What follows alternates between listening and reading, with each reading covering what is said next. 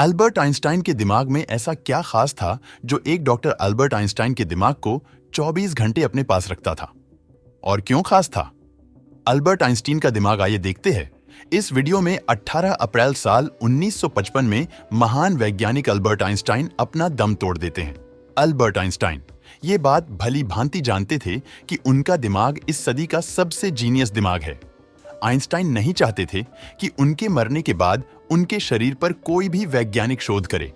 इस वजह से अल्बर्ट आइंस्टाइन ने पहले से ही ये इंस्ट्रक्शंस दे रखे थे कि उनके मरने के बाद उनके शरीर के साथ कोई भी छेड़खानी किए बगैर उनका विधिवत अंतिम संस्कार किया जाए। लेकिन जिस बात का अल्बर्ट आइंस्टाइन को डर था वही हुआ आइंस्टाइन के देहांत के बाद। प्रिंसटन हॉस्पिटल के चीफ पैथोलॉजिस्ट थॉमस हार्वी को यह जिम्मेदारी सौंपी गई कि वो अल्बर्ट आइंस्टाइन के मृत शरीर की ऑटोप्सी करके यह पता लगाए कि आइंस्टाइन का निधन कैसे हुआ। लेकिन डॉक्टर हार्वी के दिमाग में आइंस्टाइन की ऑटोप्सी करने के अलावा कुछ और ही चल रहा था। डॉक्टर हार्वी को लग रहा था कि आइंस्टाइन के दिमाग में कुछ तो ऐसा सीक्रेट है जिसकी वजह से आइंस्टाइन एक नॉर्मल नहीं बल्कि एक जीनियस व्यक्ति है। आइंस्टाइन के दिमाग का सीक्रेट जानने के लिए हार्वी ने आइंस्टाइन के शरीर से उनके दिमाग को निकालकर उसे चुरा लिया। जब बाद में प्रिंसटन हॉस्पिटल को डॉक्टर हार्वी की इस हरकत का पता चला तो उन्हें जॉब से निकाल दिया गया और उनके मेडिकल लाइसेंस को भी रद्द कर दिया गया। फिर बाद में डॉक्टर हार्वी ने अल्बर्ट आइंस्टीन के बेटे हांस अल्बर्ट से आइंस्टाइन के दिमाग पर शोध करने के लिए कानूनी तौर पर अनुमति मांगी। डॉक्टर हार्वी अल्बर्ट आइंस्टाइन के ब्रेन को हमेशा अपने साथ रखते थे। डॉक्टर हार्वी ने अल्बर्ट आइंस्टाइन के ब्रेन के बहुत सारे फोटोग्राफ्स लिए। उन्होंने आइंस्टाइन के ब्रेन के 240 टुकड़े करके उन्हें अलग अलग जार में प्रिजर्व किया। साल दर साल गुजरते जा रहे थे। डॉक्टर हार्वे को आइंस्टाइन के ब्रेन के बारे में कुछ समझ ही नहीं आ रहा था। फिर उन्होंने डिसाइड किया कि वो आइंस्टाइन के ब्रेन के अलग अलग हिस्सों को दुनिया के जाने माने न्यूरोपैथोलॉजिस्ट को भेजेंगे और उन्होंने ऐसा ही किया। और 30 सालों के बाद पहली बार साल 1985 में आइंस्टाइन के दिमाग पर कोई स्टडी पब्लिश की गई रिसर्च में पता चला कि आइंस्टाइन के दिमाग का एक हिस्सा जिसे कॉर्पस कैलोसम बोला जाता है वो आम इंसानों के दिमाग से ज्यादा बड़ा था। दरअसल इंसानी दिमाग दो अलग अलग हिस्सों में बटा होता है और दिमाग के दोनों हिस्सों का अलग अलग काम होता है, जैसे कि लेफ्ट ब्रेन बोलने, समझने और मैथमेटिकल कैलकुलेशन करने इत्यादि में काम करता है। वहीं राइट ब्रेन लॉजिकल चीजों को देखता है, जैसे कि क्रिएटिविटी, अलग अलग शेप्स को पहचानना इत्यादि। दिमाग के इन दोनों हिस्सों को जोड़ने का काम एक ब्रिज का होता है जिसे कॉर्पस कैलोसम बोला जाता है। और जितना बड़ा कॉर्पस कैलोसम होगा उतना ही ज्यादा लेफ्ट और राइट ब्रेन के बीच में इंफॉर्मेशन का आदान प्रदान होगा और ब्रेन ज्यादा एफिशिएंट तरीके से काम करेगा। अल्बर्ट आइंस्टाइन का कॉर्पस कैलोसम बड़ा होने की वजह से आइंस्टाइन एक ही समय में कठिन से कठिन प्रॉब्लम और परिस्थितियों को इमेजिन कर सकते थे। जब अल्बर्ट आइंस्टाइन के ब्रेन का वजन किया गया तो उसका वजन 1230 ग्राम था, जबकि आम इंसानों के ब्रेन का वजन 1400 ग्राम होता है। खोजकर्ता मानते हैं कि आइंस्टाइन के ब्रेन की लाइनिंग बहुत पतली थी, जिस वजह से इनमें ज्यादा न्यूरॉन्स फ्लो कर पाते थे, जिससे इनके सोचने समझने की क्षमता आम इंसानों से ज्यादा थी। इसी वजह से अल्बर्ट आइंस्टाइन गणित की कठिन से कठिन प्रॉब्लम्स को बिना पेन और पेपर की मदद के अपने दिमाग में ही सॉल्व कर लेते थे।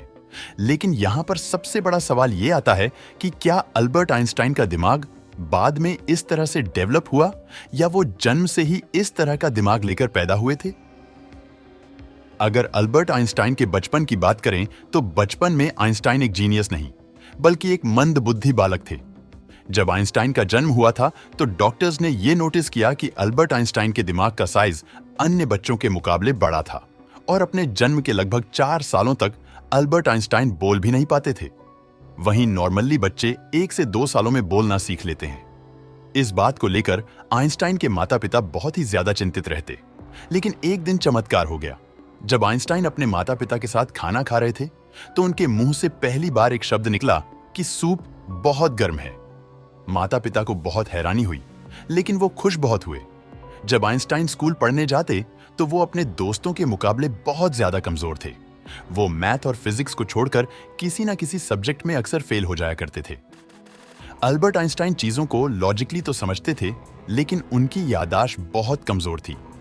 जब आइंस्टीन 12 साल के थे तब उनकी फेन मिली टीचर अपनी ज्योमेट्री की किताब आइंस्टीन के पास भूल गई और आइंस्टीन ने एक ही दिन में उस किताब को पढ़कर अपने ज्योमेट्री के सारे कॉन्सेप्ट क्लियर कर लिए और सिर्फ 14 साल की उम्र में उन्होंने मैथ और साइंस में इतनी पकड़ बना ली थी कि जब भी वो क्लास में कोई सवाल पूछने के लिए अपना हाथ खड़ा कर दे तो अच्छे अच्छे प्रोफेसर्स घबराने लगते थे, क्योंकि आइंस्टाइन के सवाल टीचर्स के ऊपर से निकल जाते।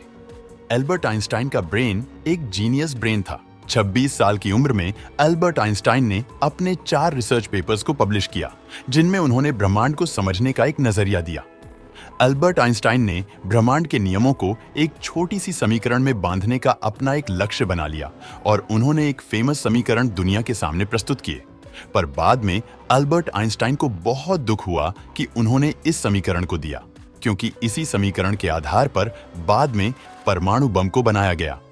एल्बर्ट आइंस्टाइन ने दुनिया को फोटो इलेक्ट्रिक इफेक्ट भी दिया, जिसके लिए उन्हें नोबेल पुरस्कार से नवाजा गया।